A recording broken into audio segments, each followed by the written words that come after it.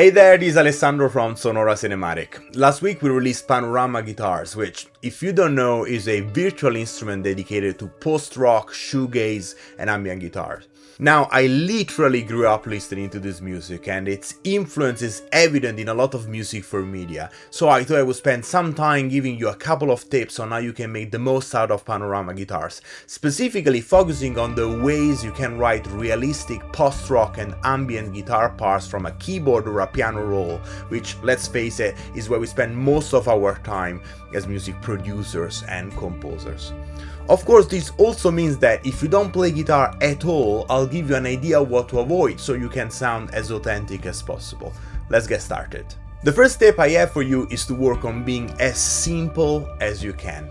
The main reason for this mostly lies in the sound that post-rock players go for. The term shoegaze, as you probably know, comes from the idea that players would stare at their pedals on the floor while playing.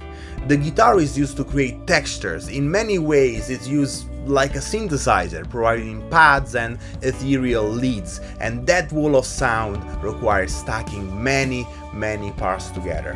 When doing this, complex harmonies, particularly voiced very closely, and we'll see what that means in the next tip, can result in a very muddy sound. With ambient sounds, a few well-chosen notes may be all you need to set a mood, and you can, for example, choose to not even play chords and work with simple melodic lines.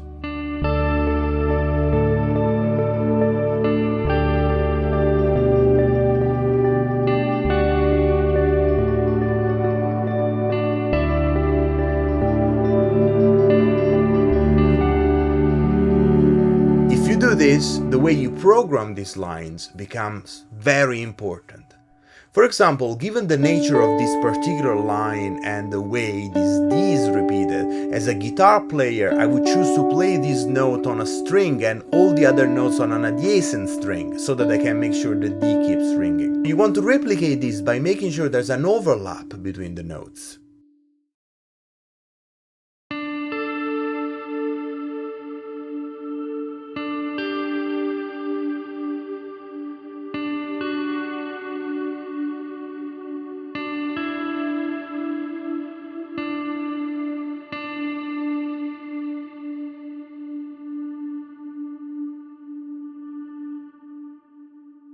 The second tip is to strip down chords as much as possible and create the harmonic foundation of a piece using nothing but a couple of notes. A very popular solution in post-rock guitar is to build chords finding the root on the 6th or 5th string. These are the two thickest strings, as guitar strings are counted from the bottom, and fretting the 3rd of the chord in the 3rd or 2nd string. This note is actually a 10th because it's in the octave above the root, so you'd have something like this.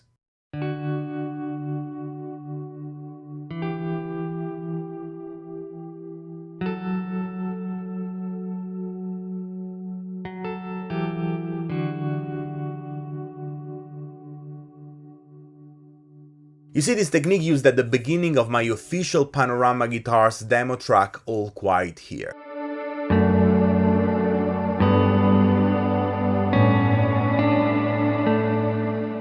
You can make the harmony a little less static using the same principle, something like this.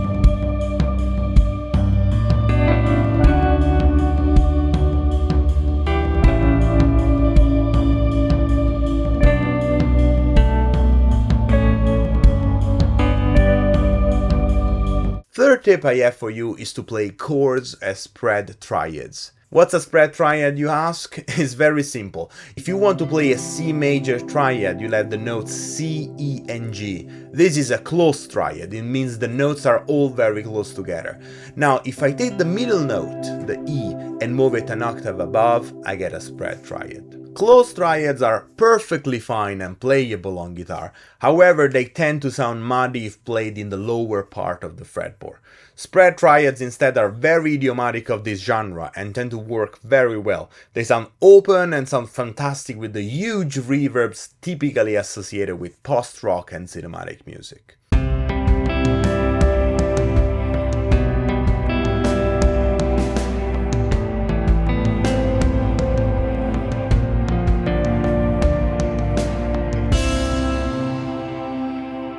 I'm going to close this video with a bonus tip for realism.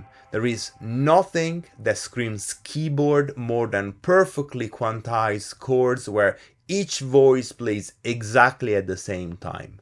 Roll the chords a little bit, as you saw me do in every example I played. I really hope you've enjoyed this. If you want to support us, please consider subscribing to this channel. Panorama Guitars is still available at intro price on sonoracinematic.com. Go grab your copy now. Thank you so much for watching, as always, and I'll see you next time.